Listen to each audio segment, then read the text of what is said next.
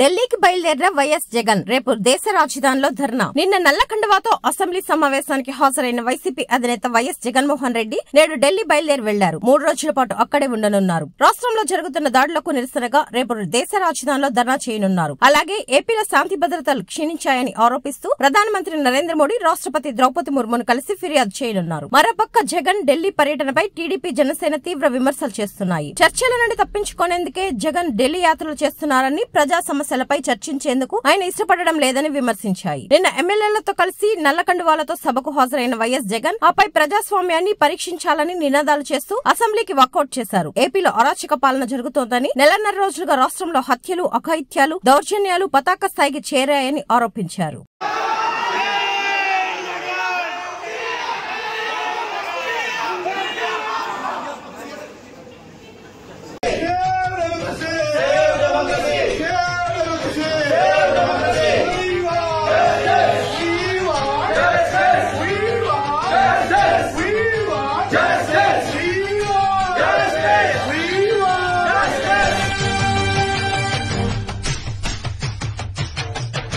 Save democracy!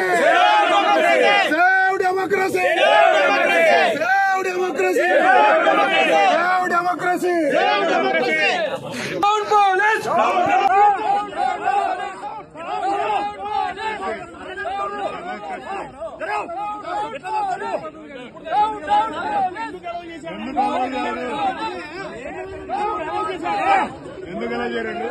ఇంత ముందు allow చేశాడు ఎమ్మెల్యేలను